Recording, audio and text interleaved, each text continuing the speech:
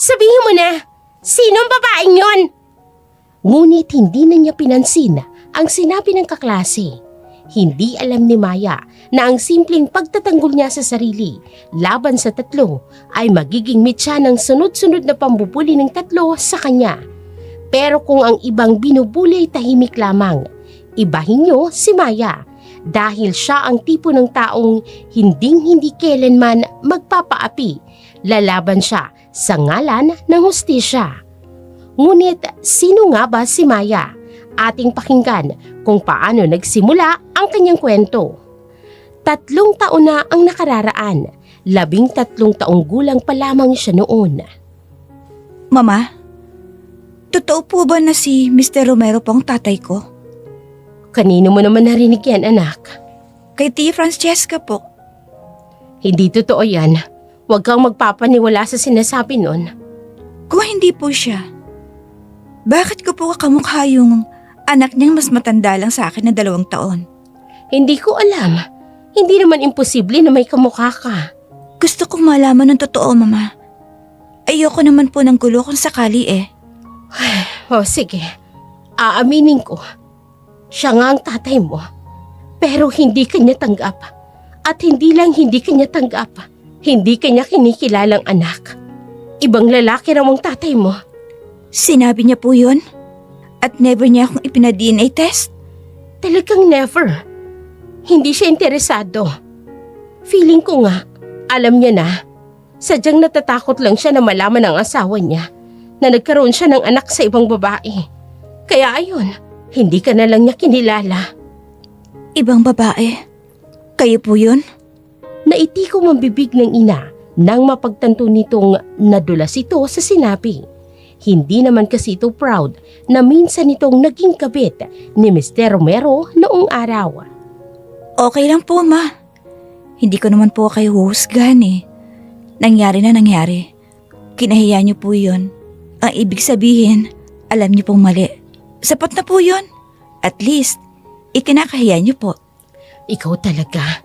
Para kang matanda kung magsalita. Sige na, magsaing ka na roon.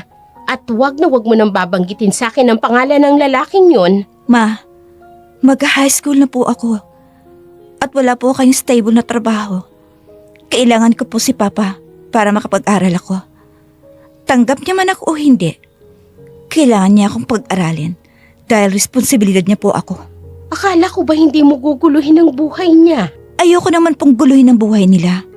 Hindi naman po siguro masisirang buhay nila sa simpleng paghingi na maliit na sustento.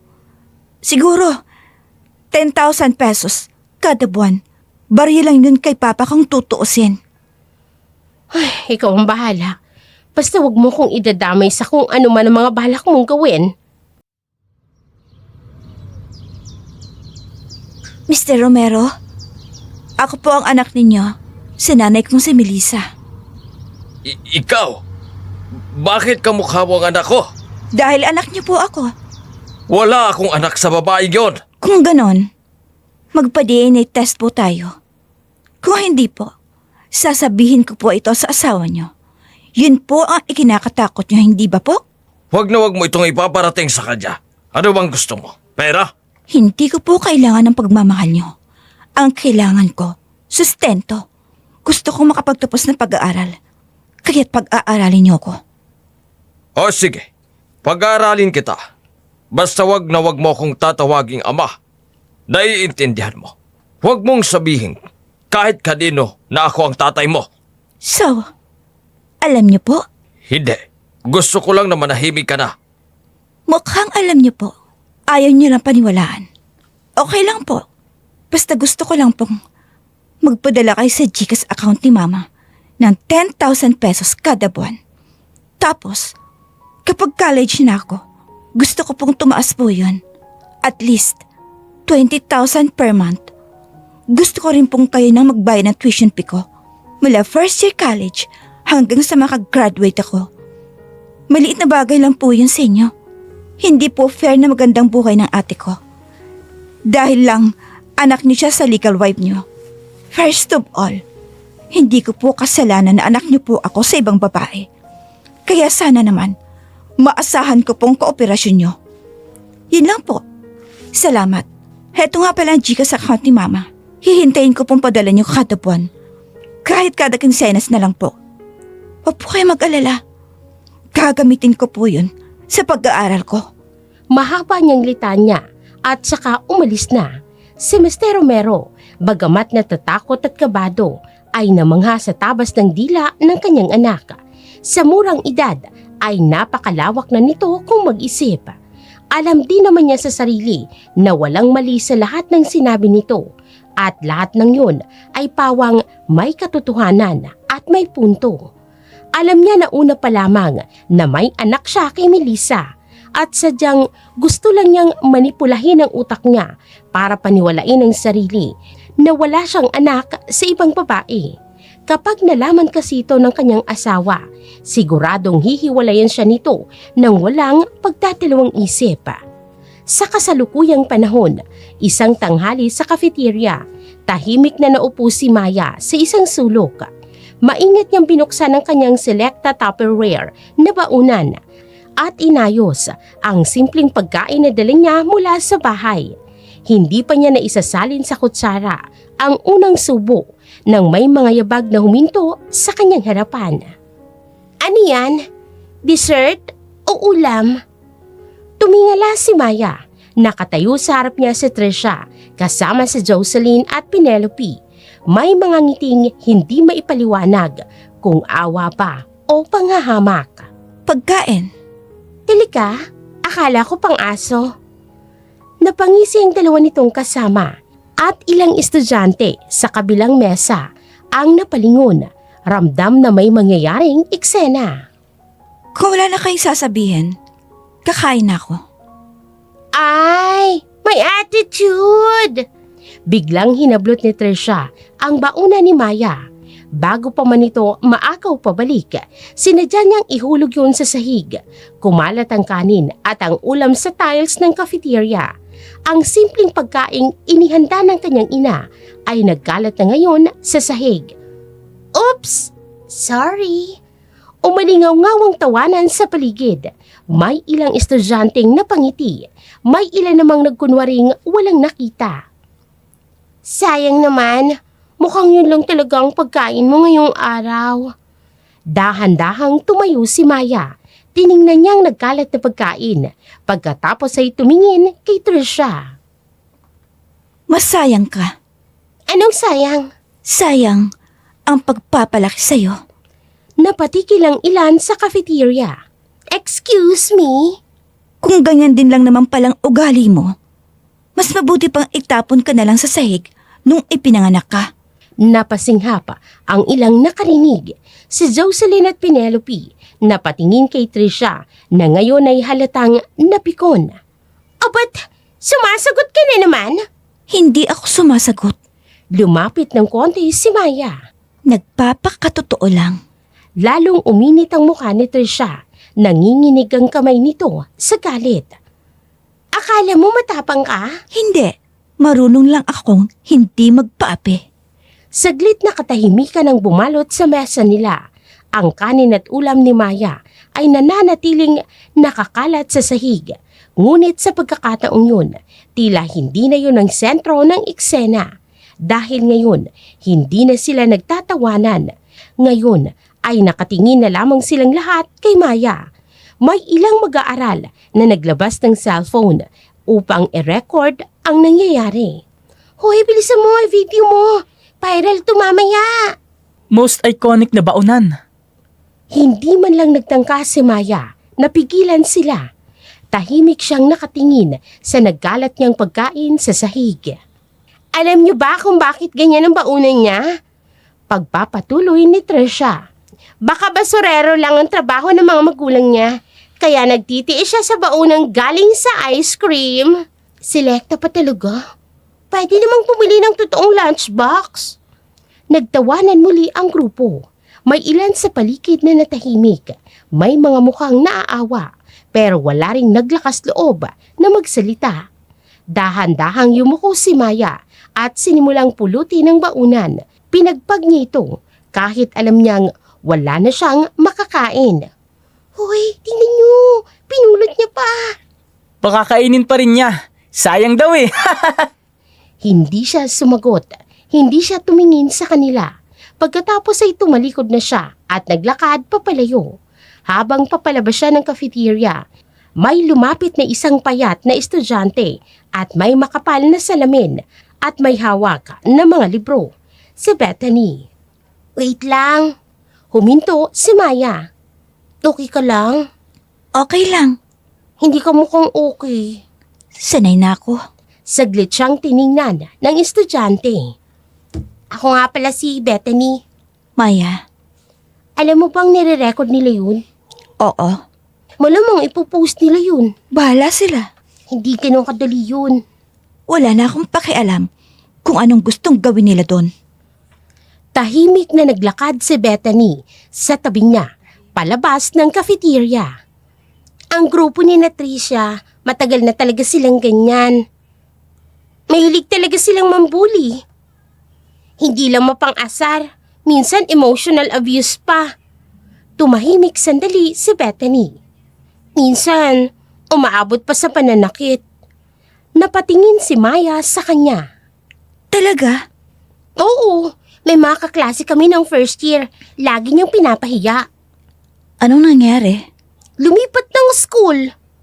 Nagpatuloy sila sa paglalakad sa hallway. Tsaka may isa pa, pinost nila sa group chat yung picture habang umiiyak. Masaya sila sa ganon? Hindi ko alam kung masaya sila, pero ginagawa pa rin naman nila. Napabuntong hininga si Bethany. Kaya payo ko lang, lumayo ka sa kanila. Hindi ko sila nilalapitan. Pero ikaw ang nilalapitan nila. Problema na nila yun. Hindi ka ba natatakot? Huminto si Maya sa paglalakad. Tinatakot ba nila ako? Minsan, Kung ganon, hindi sila magtatagumpay. teka, may inilabas si Bethany na maliit na lunchbox mula sa kanyang bag. Kumain ka muna. Umiling si Maya. Ayos lang. Sobra to. Hindi na. Hindi ako mapapakali. Sandaling katahimikan. Pagkatapos, kinuha rin ni Maya ang baunan. Salamat. Ngumiti naman si Bethany. Walang anuman. Habang naglalakad sila, may ilang estudyanteng napapatingin sa kanila. May ilan ding nagbubulungan habang nakatingin sa cellphone. Napansin yun ni Bethany. Mukhang kumalat na. Ganun ba? Mukhang viral na. Tahimik lamang si Maya habang naglalakad. Pag-uwi ni Maya, agad siyang sinalubong ng ina sa maliit nilang bahay. Napansin agad ni Melissa ang itsura ng kanyang anak. Tahimik, pagod at tila ba may kinikimkim. Maya, anong nangyari sa'yo? Wala po. Huwag mo kong lukuhin. May nangyari sa school nyo? Normal lang po. Hindi yan normal, Maya. Okay lang po ako. Hindi ka marunong magtago. Anak, may nambuli ba sa'yo? Meron po. Ano? Sino? Wala na po yun. Hindi pwedeng wala lang. Kaya ko po. Bakit ayaw mong magsabi? Hindi pa oras. Napatikil si Melissa. O anong ibig mong sabihin? Hayaan niyo muna sila. Hayaan? Sa tamang panahon, tuturuan ko sila ng leksyon. Tahimik si Melissa. Hindi alam kung matatakot o magagalit. Maya-maya pa, habang nasa kusina si Melissa, napansin niyang may mga notification sa cellphone niya. Kinuha niya ito. Ano ba to? Isang link ng video. Pinindot niya ito. Ilang segundo lang, nanlaki ang kanyang mga mata. Sa screen, ang eksena ay nasa cafeteria. Ang pagtapon ng pagkain, ang tawanan, ang anak niya na pinapahiya. Maya! Agad siyang lumabas ng kusina. Maya, ano to? Napatingin si Maya. Ah, nakita niyo na po? Ito ang sinasabi mong okay lang? Ipinakita niya ang cellphone. Ganito kanila tratuhin? Ma, okay lang po. Hindi. Hindi ito okay, anak. Kaya ko po. Bakit hindi mo sabihin kung sino ka? Ayoko po. Isang salita mo lang. Sabihin mo anak ka ng Dean. May kasunduan po kami, Mr. Romero. Kasunduan? Kahit na ganito? Lalo na po. Napatikil si Melissa. Hindi kita maintindihan. Mas okay pong akalain nilang mahina ako. Maya, Mas masakit po kapag ako nang gumanti. Tingnan lang nila. tahimik ang buong bahay. Ano bang balak mong gawin? Hintayin niyo po, Ma. Kinabukasan, sa opisina ng Dean, tahimik ang paligid. May mga papeles sa mesa at may nakadisplay ng mga school records. Nakaupo si Mr. Romero, abala sa pagtingin ng mga documents nang kumatok si Maya. Come in. Pumasok si Maya. Diretso ang lakad, hindi yumuko at hindi rin nag-alinlangan. Good morning po. Tumingin si Mr. Romero sa kanya, bahagyang nagtataka. Ikaw pala. Ano ang pakay mo? Huminga ng malalim si Maya. Mr. Romero, hindi ko alam kung nakita niyo ng viral video sa online. Yun tungkol sa pambubuli sa school? Napahinto si Mr. Romero. Saglit, nakatahimikan.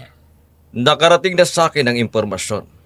Kung ganun po, wala lang po ba kayong aksyon? Tahimik si Mr. Romero. Ilang segundo siyang hindi nagsalita. Paulit-ulit po kasi.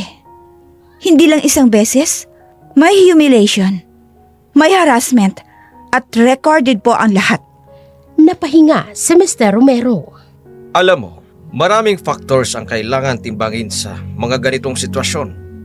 Hindi ganun kadali ang maglabas ng disiplinary aksyon, lalo na sa kung Pinutol siya ni Maya. Lalo na po kung anak ng mga kilalang pamilya sa school ang involved. Biglang natahimik ang buong opisina. Napatingin si Mr. Romero sa kanya. hindi ganun ang sistema. Pero ganun po ang nangyari. Saglit na katahimikan. Huminga ng malalim si Mr. Romero. You need to understand this institution also depends on relationships.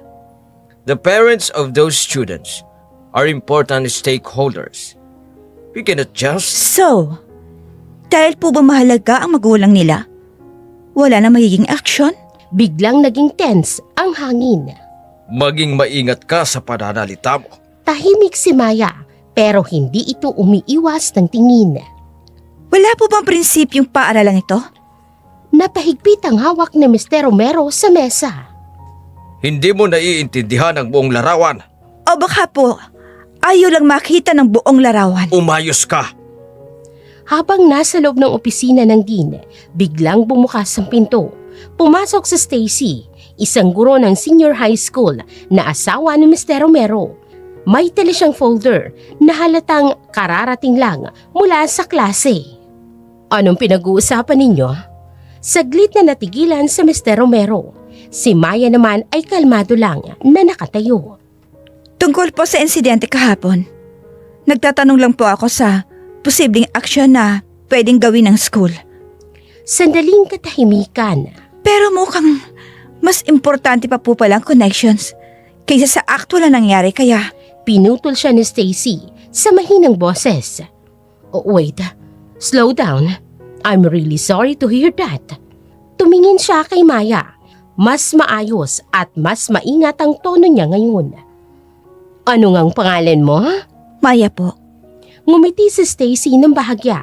Parang sinusubukang pakalmahin ang sitwasyon. Maya. Sandaling tumingin siya kay Mr. Romero. Parang humihingi ng konstekto bago bumalik ang tingin kay Maya. We're going to inform the parents and also conduct a proper investigation. Hindi natin pwedeng baliwalain ang ganitong klaseng issue. Napatingin si Maya sa kanya. Sinusuri ang tono nito. And the students involved po? They will be called. Each of them will be asked to explain. And depending on findings, appropriate disciplinary action will follow. Saglit, nakatahimikan. Hindi namin ito pababayaan, Maya. I understand how serious this is. Tumingin si Maya kay Mr. Romero. Pagkatapos ay kay Stacy. Sana po. Pantay. Napangiti ng konti si Stacy. Parang naintindihan niya ang ibig sabihin nito. That's exactly what we're aiming for. Fairness. Tumango si Stacy tapos bahagyang lumapit sa mesa. Minsan kasi, pabilis kumalat ang mga bagay, pero ang school, kailangan pa rin dumaan sa tamang proseso. Tumingin siya kay Maya. Thank you for reporting this properly. Tahimik si Maya. Hindi siya ngumiti, pero hindi rin siya umalis. Sana po, hindi lang sa salita. Sandaling natahimik ang buong opisina. Kinabukasan, maagang dumating si Maya sa paaralan. Tahimik ang hallway. Iilan lang ang estudyante. Bit-bit niya ang bag habang naglalakad. Kalmado ang muka, parang walang nangyari kahapon. Ngunit sa loob niya, may binubuo ng plano. Habang papalapit siya sa locker area, may narinig siyang pabulong na usapan mula sa likod ng pader. Huminto siya. Dahan-dahan siyang umatras at sumilip. Nandoon sina Trisha at Penelope. Sigurado ka bang safe to? Kasi kung final exam na ang pinag-uusapan natin, hindi to simpleng kalokohan lang. Kapag nahuli tayo dito, baka hindi lang suspension ang abuti natin. Relax ka lang, hindi tayo mahuhuli. Ilang beses na tong ginawa ng source ko. At ni isa, walang pumilpak. Hindi ka ba nagtitiwala sa akin? Hindi naman sa ganon, pero iba kasi to. Finals na to. Kapag may nag-leak, siguradong iimbestigahan nila. At sinasabi ko nga sa'yo, hindi malalaman. Malinis ang galaw namin. Walang makakapag-trace. Lumapit si Maya. Mas lalong naging maingat ang bawat hakbang niya. Saan mo ba talaga nakuha yan? Hindi mo pa rin sinasabi sa akin ng diretso. May source ako. At hindi basta-basta yun. Hindi yun estudyante na pwedeng madulas. So sino? Teacher? Maintenance? Guard? Staff? Nanlaki ang mga mata ni Trisha. Are you serious? Ibig sabihin, mismong nasa loob ng system ang nagbibigay sa'yo? Hindi lang basta nagbibigay. Kompleto. Answer ka mismo. Walang kulang. Saglit na natahimik si Trisha. So, ibig sabihin, hindi na tayo mahihirapang mag-review? Magre-review ka pa ba kung hawak mo na yung sagot? Grabe ka, pero gusto ko yan. Mahigpit na hinawakan ni Maya ang kanyang cellphone. Dahan-dahan niya itong binuksan at pinindot ang record. Got you. Sigurado ka bang walang makakaalam nito? Kahit si Jocelyn, hindi siya madudulas? Hindi. Alam nila masisira kami kapag may nagsalita. At saka, lahat tayo may pakinabang dito. Ang saya. Habang sila nag-aaral, tayo chill lang. Mas masaya kapag ikaw yung nasa taas at wala silang magawa. Pinatay ni Maya ang recording. Tahimik siyang umatras at umalis. Walang bakas ng emosyon sa kanyang mukha. Ngunit sa loob niya, unti-unting nabuo ang isang malamig na plano. Sa library, nakaupo si Maya sa sulok habang kaharap si Bethany. Sigurado ka ba dito? I mean, mabigat ang hawak mo. Hindi to simpleng chismis lang. Sigurado ako, pero hindi pa to sapat para tuluyan silang bumagsak. Ipinakita niya ang video. Tahimik na pinanood ito ni Bethany. Grabe, hindi ko akalain na aabot sila sa ganito. Bullying na nga, nandadaya pa. Kaya kailangan ko ng mas matibay na ebidensya. Yung hindi nila matatakasan kahit ano pang paliwanag nila. Maya, ano bang balak mong gawin? Kasi kung iisipin, delikado na to. Kaya mo bang i-access ang phone nila? Kahit message lang nila, sapat na. Napatikil si Bethany. Hindi biro yan. Kapag nahuli ako, pati ako matadamay. Hindi kita pipilitin. Pero kung gagawin natin to, kailangan kompleto. Tahimik si Bethany. Hindi lang para sa atin to. Para sa lahat ng inaapi nila. Ilang taon na silang ganyan. Wala man lang pumipigil. Ay, alam ko, nakita ko rin yun. Kaya nga ako natatakot sa kanila. Ngayon, sila naman ang matatakot. Saglit na katahimikan Pagkatapos ay tumango si Bethany. Sige na, oo na, gagawin ko. Pero once na pumasok tayo dito, wala nang atrasan. Hindi na ako aatras. Kinahapunan, nasa computer shop silang dalawa. Nakatuon si Bethany sa screen habang mabilis ang pagtatype. Okay, sinubukan kong pumasok sa cloud backup nila. Madalas kasi nakasync ang messages doon. Gaano katagal? Depende, pero mukhang mahina ang security niya. Ilang segundo pa ang lumipas.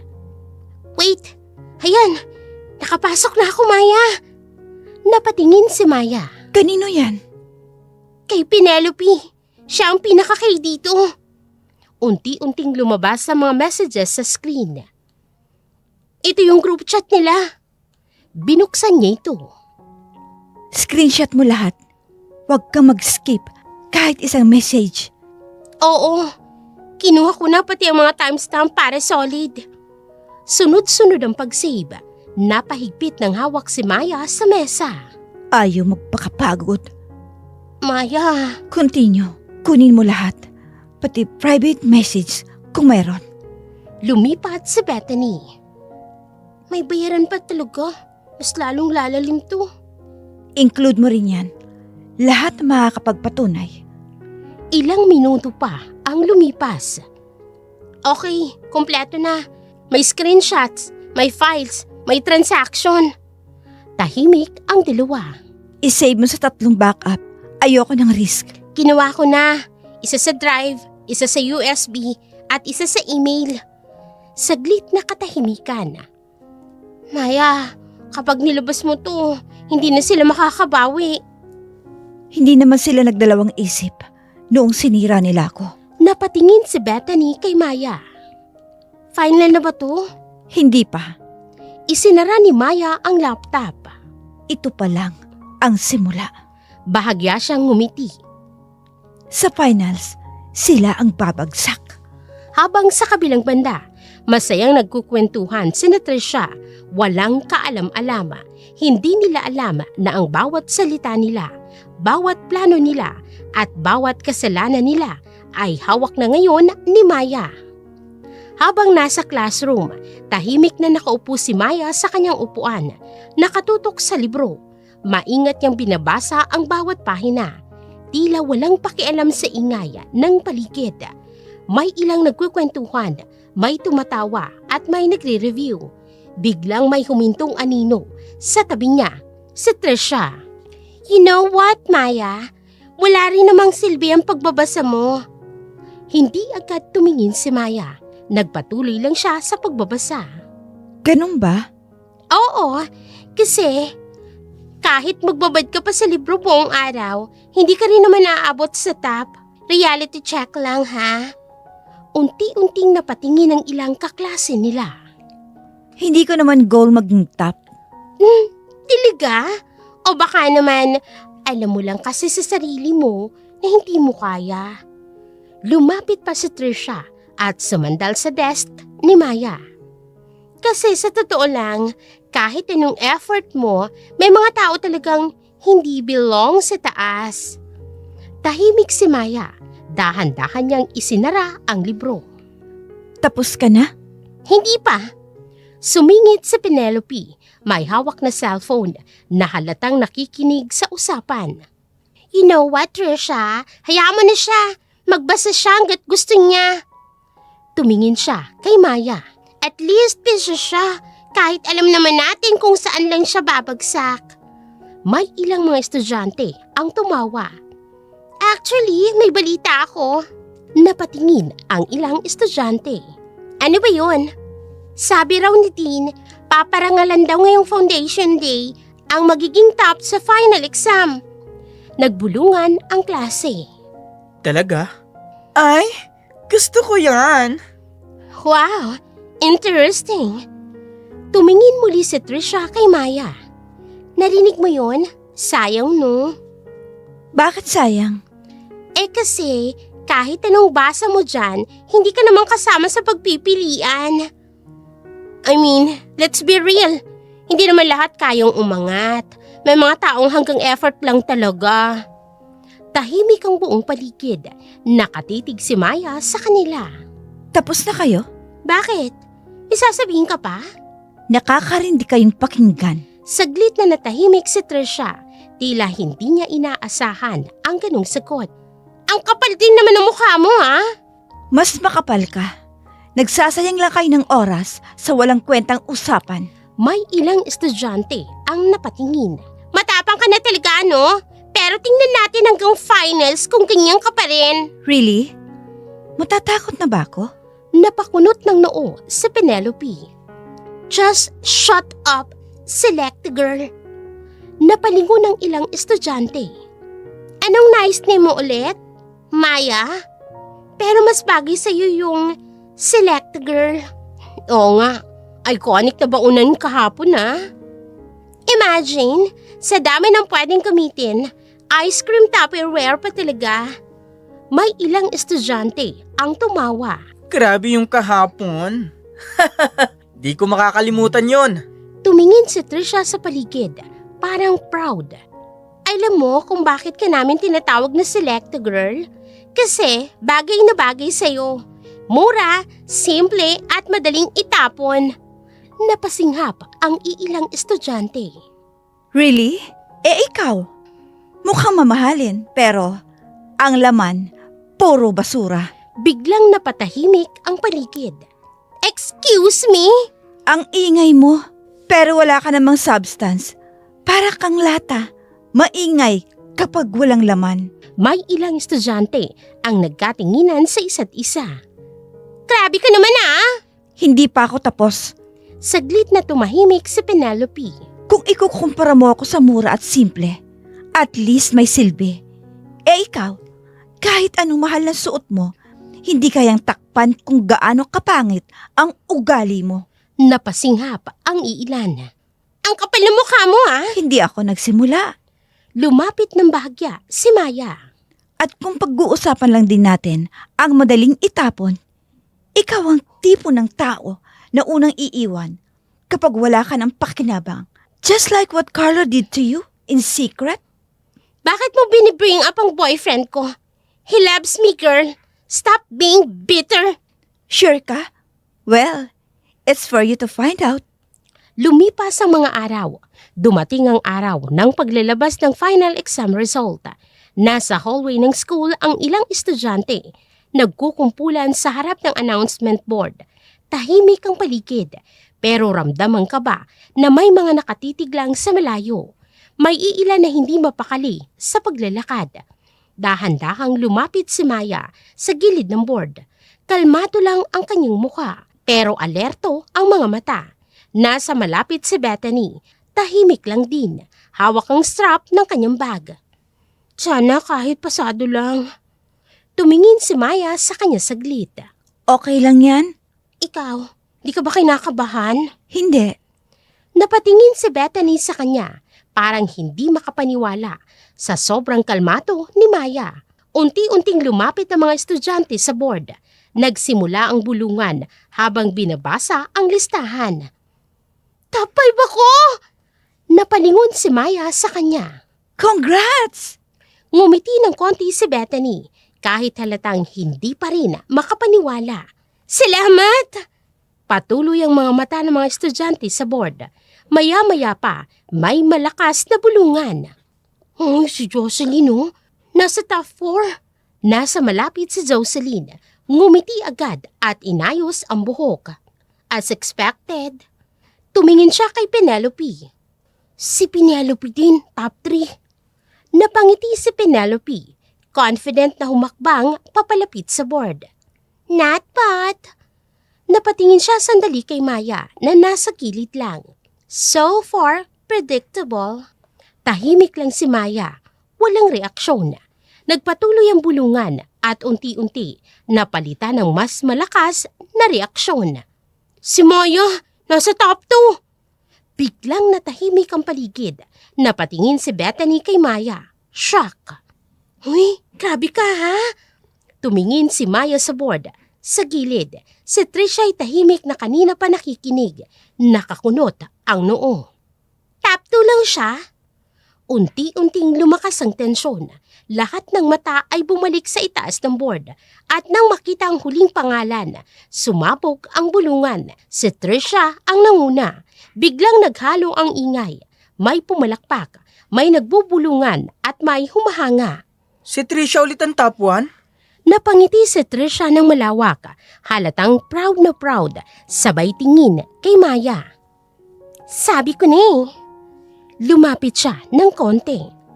Second place ka lang. Tahimik si Maya. Tiningnan niya lang si Trisha. Okay. Saglit na natigilan si Trisha. Parang mas nakakairita pa ang simpleng sagot na yun. Habang papalapit ang Foundation Day, mas lalong naging abala ang buong campus. May mga dekorasyon sa hallway, may mga poster sa walls, at ang mga estudyante ay kanya-kanyang practice para sa event. Ngunit sa likod ng mga kasiyahan, may ibang usapan na kumakalat. Sa library, tahimik na nakaupo si Bethany habang nagre-review.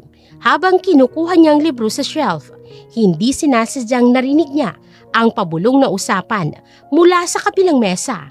Nandoon sina Trisha, Jocelyn at Penelope. Sure ka ba sa plano? Dapat this time, walang sablay. Relax ka lang, planado lahat. Alam ko na kung paano natin siya mapapahiya nang hindi tayo nahuhuli. Sa harap pa mismo ng event? Siyempre, mas masakit yun. Napahinto si Bethany sa likod ng bookshelf. Hindi kumalaw. Tahimik lang siyang nakikinig. Hindi pwedeng basta libro lang. Kailangan, public, para walang takas. Gusto kong makita kung paano siya kikilos kapag lahat ng tao nanunood. Hindi ba tayo mga ano dito? Hindi. Wala silang fruit. Hindi. Wala naman silang fruit. Magmumukha ng aksidente. Tahimik si Bethany. Humigpit ang hawak sa libro. Hindi tama to. Muli siyang sumilip ng konti, pero hindi pa rin siya nagpapahalata. Pagkatapos ng Foundation Day, wala na siyang lakas ng loob na magpakita pa sa school. Exactly! Lesson learned! Saglit na katahimikan, tapos tumayo na si Trisha. Good! Basta walang palya. Umalis silang tatlo, naglalakad palabas ng library na parang walang nangyari. Nanatiling nakatayo si Bethany sa likod ng bookshelf. Dahan-dahan siyang huminga. Ay, kailangan malaman to ni Maya. Isinara niya ang kanyang libro at sa unang pagkakataon, hindi lang siya tahimik na nakikinig, kung hindi may balak na rin siyang kumilos. Nanatiling nakatayo si Bethany sa harap ni Maya, halatang kinakabahan pa rin. Huminga siya ng malalim. May kailangan kang malaman, Maya. Balak nila to sa Foundation Day. Tahimik sandali si Maya. Hindi siya nagulat, pero naging mas seryoso ang kanyang tingin. Really? Tumango si Bethany. Ramdam ang bigat nang nalalaman niya. Oo, gusto ko nilang ipahiya sa harap ng lahat. Sandaling katahimikan. Dumaan ang ilang estudyante sa likod nila. Walang ideya sa tensyon na nangyayari. Huminga ng malalim si Maya. Alam ko na. Napatingin si Bethany sa gulat. Alam mo na? Hindi agad sumagot si Maya. Tumingin siya sa direksyon ng auditorium kung saan gaganapin ang Foundation Day. Salamat sa pagsabi, Bethany. Anong gagawin mo? Huminto si Maya. Tumingin siya kay Bethany. May balak din ako. Dumating ang unang araw ng Foundation Day. Puno ng buhay ang campus. Makukulay ang mga booth, tugtugan, tawanan, at mga estudyanteng naglilibot sa bawat section. Isa sa pinakadinadagsa ay ang movie booth, isang maliit na cinema-style tent kung saan may projector na nagpapalabas ng student films at trending clips habang may popcorn stand sa labas. Sa loob, medyo madilim ang paligid. May ilaw na galing sa screen at tahimik na upuan sa harap. Dito nakaupo si Trisha kasama si Carlo habang naghihintay ng susunod na ipapalabas. Ang ganda ng setup nila. Parang mini cinema talaga. Oo, ang effort ng school ngayon, no? At least hindi sayang ang oras ng pumunta. Sandaling katahimikan hanggang sa tumigil si Trisha sa pag-scroll ng kanyang cellphone. May notification na unknown number. Sino naman kaya to? Binuksan niya isang video file at sa unang ilang segundo pa lamang, biglang nanigas ang katawan niya. Makikita sa video si Jocelyn at Carlo nasa isang intimate na eksena, naghahalikan. Biglang bumigat ang hininga ni Trisha. Hindi, imposible ito. Tumingin siya kay Carlo. Carlo? Napalingon si Carlo, naguguluhan. Bakit? Anong meron? Ipinakita ni Trisha ang phone, natigilan si Carlo. Sandali, hindi totoo yan. Hindi ko alam yan. Hindi mo alam? Nasa video ka, Carlo. Humigpit ang hawak niya sa phone. Sa mismong foundation day pa talaga? Trisha, pakiusap. Makinig ka muna, hindi ko kontrol yan. May mali dyan. Tama na! Biglang natahimik ang paligid. May ilang estudyanteng napalingon sa loob at sa mismong sandaling yun, dumating si Jocelyn at Penelope. May dalang popcorn, masaya pa ang itsura. Hoy, ang aga ni... Bigla siyang natigilan. Nakita niya si Trisha at ang phone.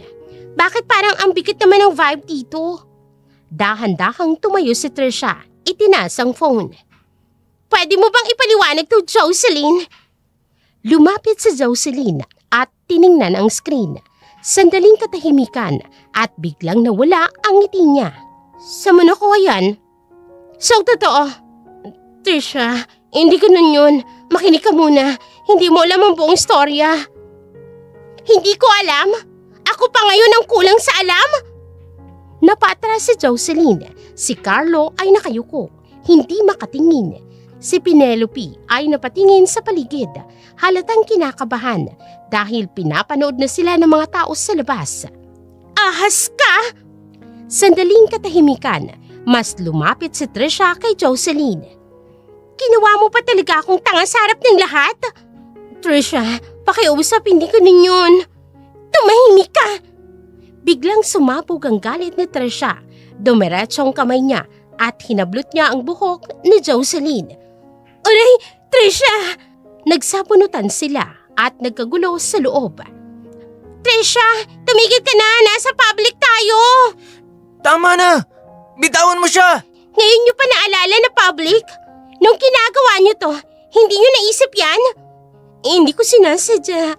Trisha, pakiusap. Lahat na lang, hindi sinasadya, pero paulit-ulit. Hinila pa ni Trisha sa Jocelyn bago siya tuluyang pinakawalan. Hinihingal silang dalawa. Tahimik ang paligid. Ang mga estudyante sa labas ay nakatingin na. May mga nagbubulungan at nagvi-video sa kanila.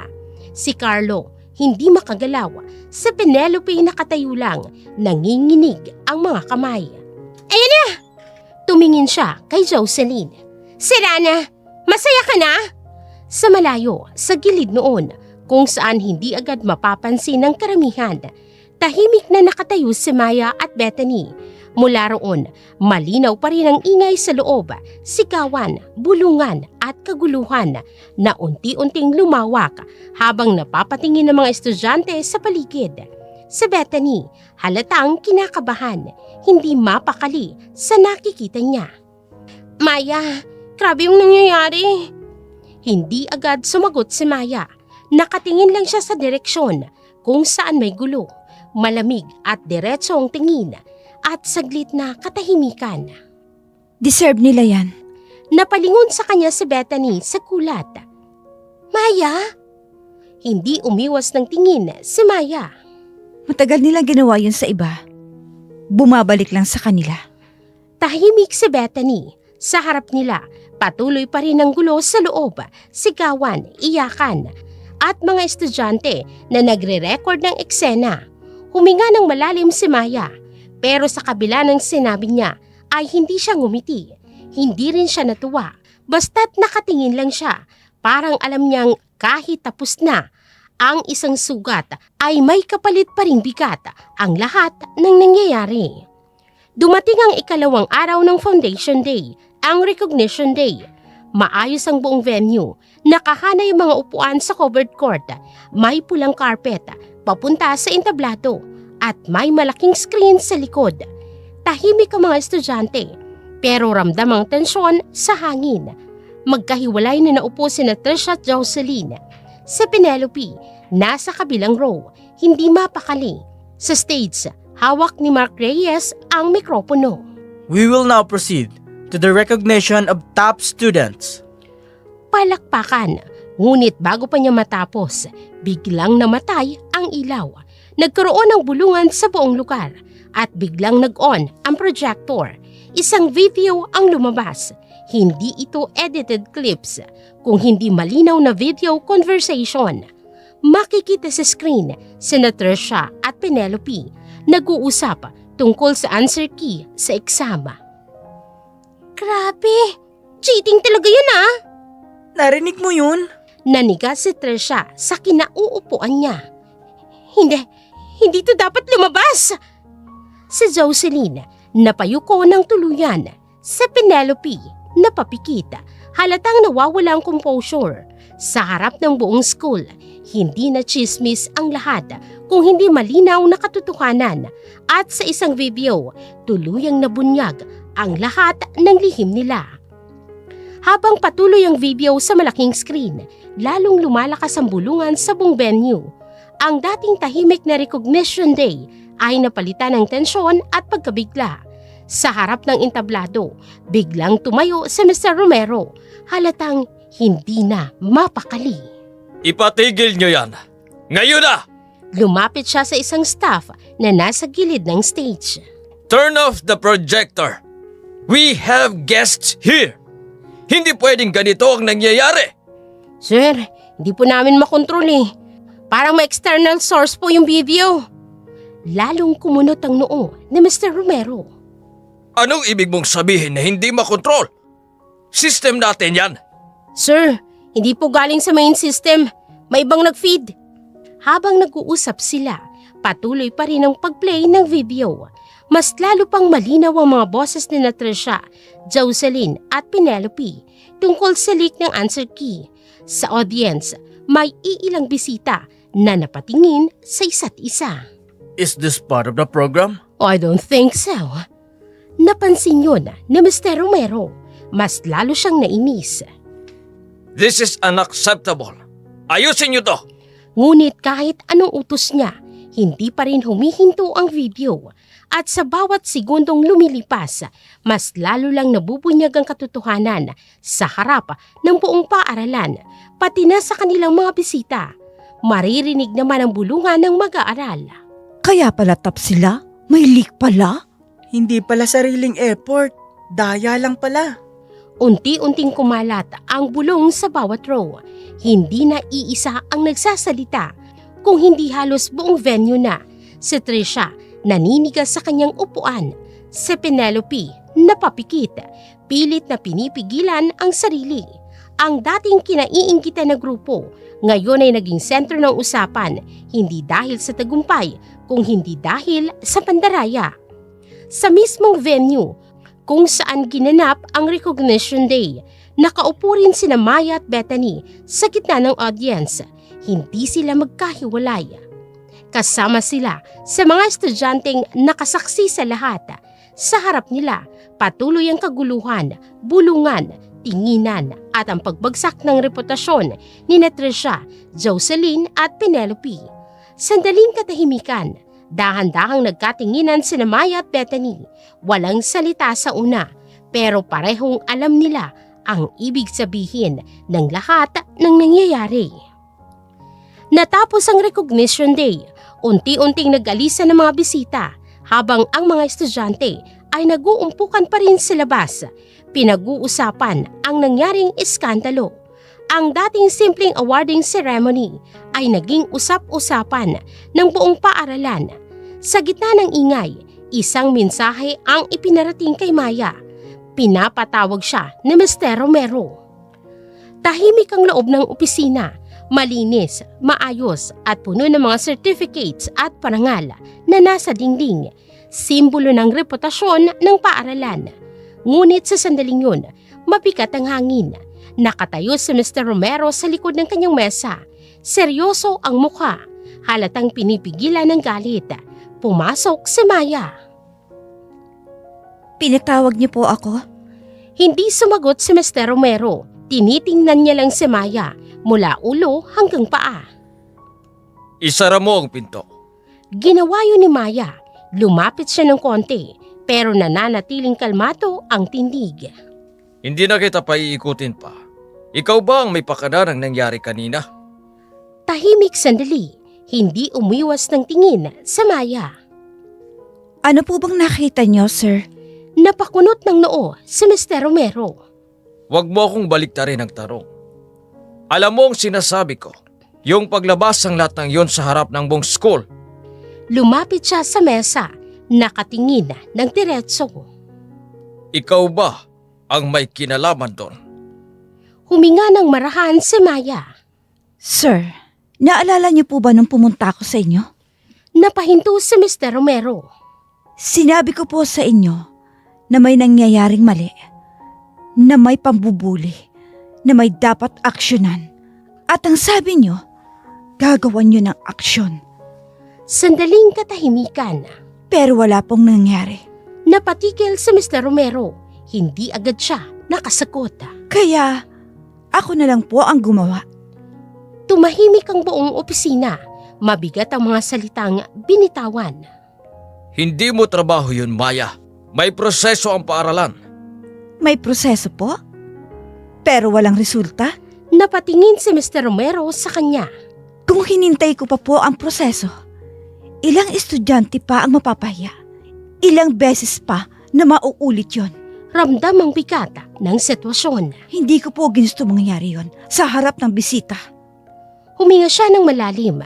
Pero sila rin po ang pumili ng gagawin nila. Saglit na katahimikan.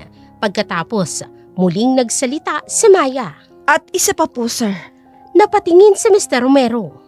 mas mabuti na mag-imbestiga po kayo. Imbestiga? Sa ano? Isa sa mga staff ninyo, Nanigasa si Mr. Romero.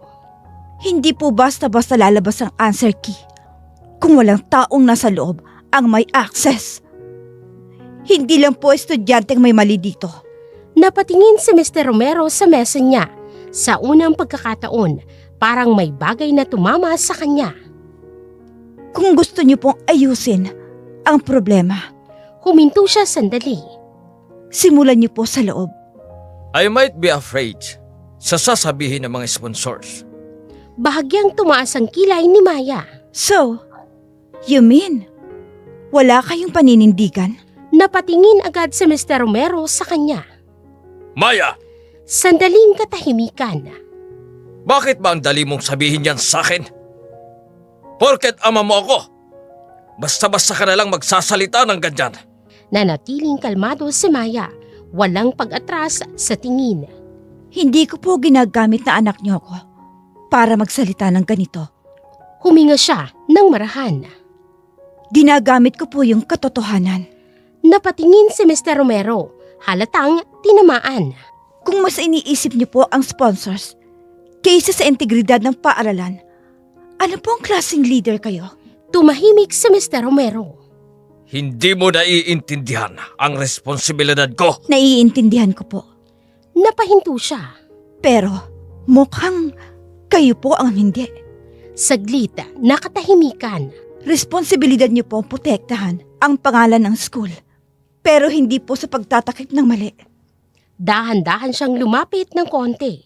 Kung natatakot kayo sa sasabihin ng sponsors, Huminto siya sandali. mas dapat po kayong matakot sa katotohanan wala kayong ginawa. Sa Mr. Romero, napayuko ng bahagya, halatang tinamaan sa bawat salita ni Maya. Hindi niyo po kailangang ipagtanggol ako. Hindi ko rin po kailangan ng tulong niyo bilang ama. Saglit siyang tumingin sa kanya ng diretso, walang pag-iwas. Pero bilang din, Huminga siya ng malalim. kailangan niyo pong gawin ng tama. Paglabas ni Maya ng opisina, bahagya siyang napatigil. Sa labas ng pinto, nakatayo si Stacy, tahimik, pero halatang matagal nang nakikinig. Nagkatinginan sila sandali. Ma'am, Ngumiti ng bahagya si Stacy. Pagkasara ng pinto, naiwang mag-isa sila Mr. Romero at Stacy sa loob ng opisina. Napalingon si Mr. Romero. Halatang nabigla ito. Narinig mo ba? Diretso siyang tiningnan ni Stacy. Matagal ko nang alam. Nanigas si Mr. Romero. Hihiwalayin mo ba ako? Hindi agad sumagot si Stacy. Huminga siya ng malalim sa dahan-dahan na nagsalita. Alam mo, gusto ko talaga yung batang yon. Yung paninindigan niya. Bihira na yan sa kanyang edad. At higit sa lahat, may punto siya sa lahat ng sinasabi niya sa'yo. Kasi kung tutuusin, matagal ka nang naging sunod-sunuran sa mga stakeholders. Lalo na sa mga magulang ng mga batang alam nating pasaway. Pinabayaan mo na lang dahil may pangalan sila. May ambag sila sa school. Pero kapalit noon, unti-unting nawawalang tunay na purpose ng pagiging dean mo. Kasi imbes na protektahan mo ang mga estudyante, hinahayaan mong mangyari ang pambubuli at kawalan ng fairness sa loob ng campus. Tahimik si Mr. Romero. Ang dami na nilang nabuli. Ang dami ng estudyanteng nanahimik dahil alam nilang walang mangyayari kahit magsambong sila. Nagawa pa nilang mandayan sa exam. Kaya kung tutuusin, hindi ito simpleng iskandalo lang. Ito ang matagal ng problema na ngayon lang nabunyag. At nararapat lang talaga na harapin natin ang consequences ng ginawa nila. Napayuko si Mr. Romero. What if they pull out the sponsor's funding? Hindi nagbago ang ekspresyon ni Stacy. Of course they will. May mga aalis at magagalit. Pero kung ang dahilan ng pananatili nila ay dahil tinotolerate mo ang maling gawain, then tanungin mo ang sarili mo kung anong klaseng institusyon ang pinapatakbo mo. Dahil hindi naman dapat nakasalalay sa pera o sa pangalan ng sponsors ang integridad ng paaralan, kundi sa kalidad ng environment na ibinibigay natin sa mga estudyante. Isang lugar kung saan may respeto, may fairness at may hustisya. Hindi yung lugar na tahimik lang ang mga biktima habang may kapangyarihang patuloy na nakalulusot. Tahimik ang buong opisina. Kung may mga sponsor na aalis dahil pinili mong gawin ang tama, then maybe hindi silang klase ng support na kailangan ng school na to. Dahil mas mahalaga pa rin na alam ng bawat estudyante na may paninindigan ng pamunuan, na may taong handang tumayo para sa kanila at hindi natatakot mawala ng pabor basta't ang kapalit ay ang katotohanan at ang hustisya. Walang maisagot si Mr. Romero at sa sandaling yun, hindi na siya tinatalo ng takot kung hindi ng katotohanang matagal niya nang iniwasan. Nanatiling tahimik ang opisina matapos magsalita ni Stacy. Si Mr. Romero ay napabuntong hininga. Tila unti-unting bumibigat ang lahat ng realisasyon na matagal niya nang iniwasan. Dahan-dahan siyang naupo sa kanyang silya. Thank you for enlightening me. Bahagyang ngumiti si Stacy. Hindi dahil tapos na ang problema, kung hindi dahil nagsisimula pa lang silang umintindi. Lumapit siya ng konti. At isa pa, tanggapin mo na rin ang anak mo. Napatingin si Mr. Romero kay Stacy. Si Maya'y may paninindigan, malinaw ang isip, at hindi siya natatakot tumayo para sa tama. Kaya lang, taliwas yun sa mga desisyon mo, kaya hindi kayo nagkakasundo. Napayuko si Mr. Romero. Wala kang dapat ipag-alala sa akin. Sandaling katahimikan. Tanggap kita at tanggap ko rin si Maya. Bahagyang nagulat si Mr. Romero. Hindi siya agad nakapagsalita. Kaya sana, pahalagahan mo rin siya. Huminga siya ng marahan. Mabait na bata si Maya. Saglit siyang tumingin sa pinto. Kung saan lumabas si Maya kanina, si Mr. Romero ay napapikita. Tila tinatanggap ang mga salitang matagal niyang tinatakasan. At sa unang pagkakataon, hindi na lang siya din ang kailangang maging matatag, kung hindi bilang ama. Kinabukasan, mas mabigat ang atmosphere sa loob ng paaralan. Nasa conference room ang ilang guro at staff at naroon din ang mga tinatawag na bigating magulang na mga kilala, may impluwensya at sanay na nasusunod ang gusto. Isa na rito ang ina ni Trisha, si Mrs. Barbara. Maayos ang postura, elegante, pero halatang galit. Pagpasok pa lamang, ramdam agad ang tensyon. I hope may maayos kayong paliwanag sa nangyari kahapon. Tumahimik ang paligid. We are currently investigating the incident, Mrs. Barbara. Hindi natuwa si Mrs. Barbara. Investigating? After publicly humiliating my daughter? In front of the entire school? In invited guests? Napatingin ang ilang magulang. Sumingit ang ina ni Penelope. This is unacceptable. Hindi ganitong pinangangalagay ang reputasyon ng mga estudyante ninyo. Tumango ang ama ni Jocelyn. May proseso dapat. Hindi yung biglang ilalabas ng ganong klaseng video. Tahimik sandali. Tinitingnan silang mabuti ni Mr. Romero. May proseso nga po. At bahagi ng proseso ang pagharap sa katotohanan. Nagkatinginan ng tatlong magulang. So, you're saying kasalanan ng anak ko? I'm saying na may mga ebidensya na kailangan nating harapin. Bahagyang tumaas ang boses ni Mrs. Barbara. Ebidensya? Those can be manipulated. Hindi sapat yun para sirain ang pangalan ng anak ko. Biglang tumahimik ang silid. Kung ganun, mas makabubuti na magpatuloy ang investigasyon para malinawan lahat. At habang iniimbestigahan nyo, ano? Sisirain nyo ang reputasyon nila? We trusted this school.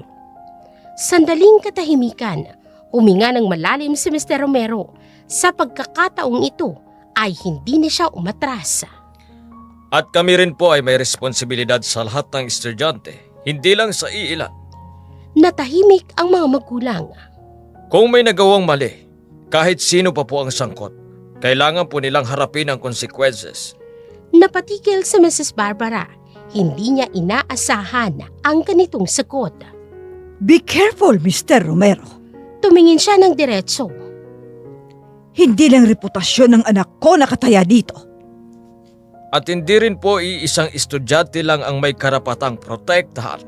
Bahagyang nagulat ang mga magulang. Hindi sila sanay sa isinasagot nito. Nakataya rin po dito ang integridad ng paaralan at ang kapakanan ng lahat ng estudyante na matagal nang nananahimik. So, you're choosing to stand against us? Hindi umatras si Mr. Romero. I'm choosing to stand for what is right. Kung ang kapalit ng paggawa ng tama ay mawala ng suporta, then we are willing to face the consequence. Napatingin ang ibang magulang sa isa't isa. Nagkatinginan ng ibang mga magulang. Hindi nila inaasahan ang ganitong paninindigan. Pero hindi na po pwedeng ipagpatuloy ang sistema na may nakakalusot dahil sa pangalan o koneksyon. Huminga siya ng malalim. Lahat po ng estudyante dito ay pantay-pantay. Tahimik ang conference room matapos magsalita ni Mr. Romero. Hawak ni Miss Santos ang makapal na folder. Maayos ang tindig pero mabigat ang ekspresyon habang nakatingin sa mga magulang at kay Mr. Romero. Mr. Romero, ilalatag ko po ang kabuang records para malinaw na basehan ng desisyon. Pinuksan niya ang folder. Na-address na po mga previous incidents ni Trisha, Jocelyn at Penelope through counseling session, written warnings, at multiple parent conference. Sandaling katahimikan. Ngunit sa records po namin, karamihan sa mga parent conferences ay hindi fully attended ang lahat ng magulang.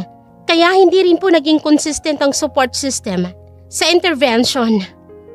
Napatingin ang mga magulang sa isa't isa. The lack of consistent follow-through is one of the reasons why the behavior was not corrected early. Kaya po nag-escalate ang case sa formal investigation at dito po lumabas ang verified evidence. Itinaas niya ang ilang printed screenshot. Screenshots, record conversation, at corroborated statement mula sa multiple student. Huminto siya sandali. At mahalaga rin pong malaman ninyo na may internal breach po ang nangyari. Napakunot ang noo ng lahat.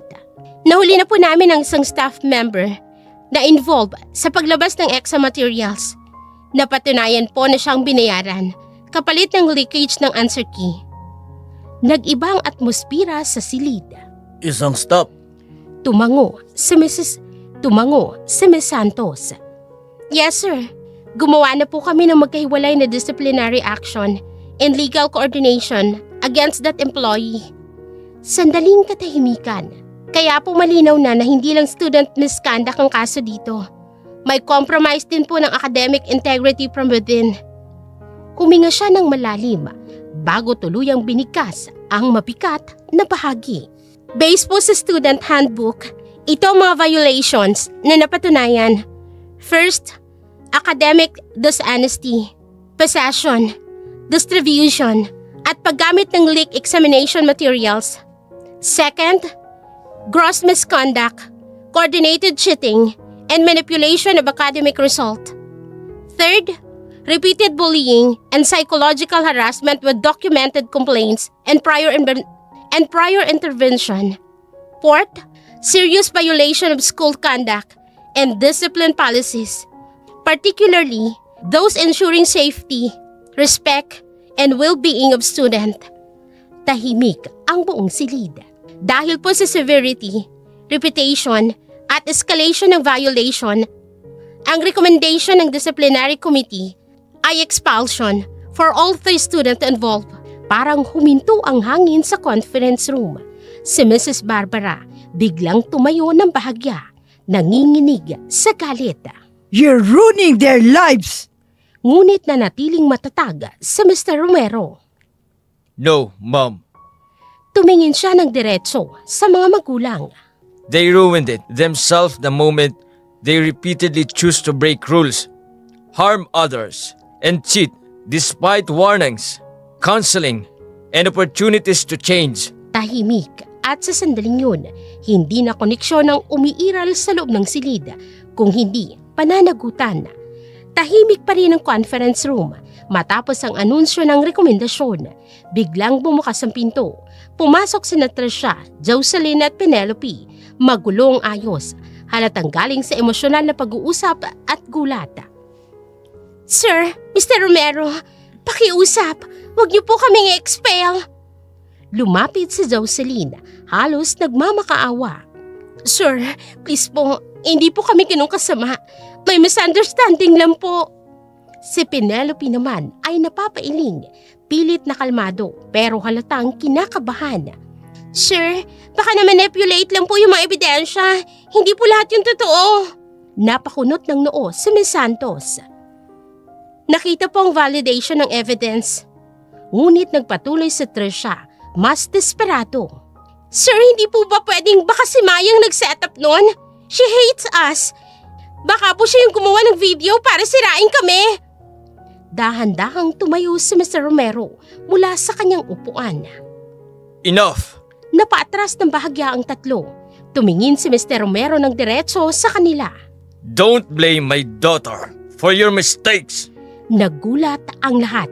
Napahinto si Trisha sa pag-iyak. Sir, anak niyo po si Maya. Sir, anak niyo po si Maya. At huwag na huwag niyong gagamitin ang pangalan niya para takasan ang responsibilidad ninyo. Napayuko si Penelope. Sir, hindi po namin alam. You knew what you were doing. Sandaling katahimikan, si Trisha ay napaatras, nanginginig ang kamay. Sir, please po. Ngunit nananatiling matatag si Mr. Romero. This decision is final pending due process. At sa pagkakataong yun, ang dating mayabang na boses ay napalitan ng katahimikan ng pagharap sa resulta ng kanilang sariling ginawa. Hindi naglaon, pinaalis at na-expel ang buong grupo ni Trisha mula sa paaralan. Tahimik, ngunit malamig ang ngiti ni Maya habang pinapanood ang lahat na humahawak ng sarili nilang kahihiyan. They deserve that. Napatikil sa tabi niya si Bethany habang pinagmamasdan din ang unti-unting pag-alis ng mga estudyanteng sangkot sa iskandalo. Ramdam na mas magaan ang paligid kumpara noon. Hays, magiging peaceful na ang paaralan dahil wala na mga war freak. Sandaling katahimikan, lumingon si Bethany kay Maya, tila may biglang naalala.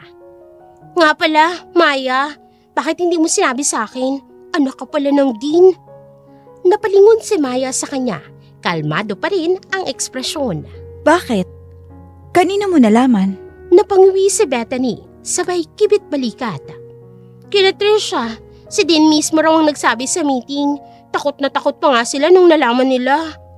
Bahagyang napangiti si Maya, pero mabilis ding nawala ang ngiting yun. Saglit siyang tumingin sa malayo, tila may gumugulo sa kanyang isip. Hindi lamang ang pangalan niya bilang anak ng Dean ang bumibigat, kung hindi ang katotohanang malaman nito ng asawa na Mr. Romero. Hindi nga nagkamali si Maya. Naroon si Stacy, nakatayo, malapit sa hallway exit. Parang matagal nang naghihintay. Tahimik ang paligid, halos wala ng mga estudyanteng dumadaan. Dahan-dahang lumapit si Maya. Gusto lang sana kitang makausap. Ano po yun? Kung tungkol po ito sa pagiging anak ko kay... Hindi niya na naituloy agad ang pangalan ng Dean. Hindi yun ang pakay ko. Napahinto si Maya. Tiningnan niya sa Stacy. Sinusuri kung totoo ang sinasabi nito. Alam ko na ang lahat, Maya, at hindi ko yung ginagawang issue. Huminga ng malalim si Stacy. Hindi nagmamadali. Parang pinipili ang bawat salita. Matagal ko nang alam na may anak ang asawa ko sa iba. Sandaling katahimikan, napatigil si Maya. Mas naging alerto ang kanyang tingin. Ngunit agad na nagpatuloy si Stacy. Mas malumanay ang tono. Pero huwag kang mag-alala. Tanggap kita, Maya. Gusto kita bilang ikaw. At hindi dahil sa kung sino ang magulang mo. Napakurap si Maya. Hindi agad makasagot. Bukas ka sa pamilya namin. Wala kang dapat patunayan. Saglit siyang huminto at bahagyang ngumiti. At kung gusto mo, pwede mo makilala mga kapatid mo. Welcome ka sa amin. Hanggang dumating si Mr. Romero. Maya, Lumapit siya ng dahan-dahan. patawarin mo ko. Ngayon, handa na akong harapin ang lahat ng pagkukulang ko sa'yo. Sa mga sumunod na linggo, unti-unting nagbago ang buong paaralan. Wala na ang takot na dati nakasapit sa bawat hallway. Wala na mga bulungan na may susunod na biktima ng pang-aasar. Ang campus na dati magulo at puno ng tensyon ay unti-unting naging mas maayos, mas tahimik at mas ligtas para sa mga estudyante. Hindi dahil wala na mga taong nanggulo, kung hindi dahil may isang tumindig, si Maya. Sa kabila ng lahat, hindi naging madali ang personal na buhay ni Maya. Pero sa pagkakataong ito, hindi na siya nag-iisa. Unti-unti niyang binuksan ang sarili sa bagong bahagi ng pamilya niya kay Mr. Romero at Stacy. Hindi perpekto, hindi agad buo, pero totoo. May mga pagkakataong awkward, may mga sandaling tahimik lang, pero may mga puwang na para sa unti-unting pagkilala sa isa't isa. At sa kabilang banda, si Melissa, ang nanay ni Maya, ay hindi na rin nasa dilim. Alam niya na ang buong katotohanan.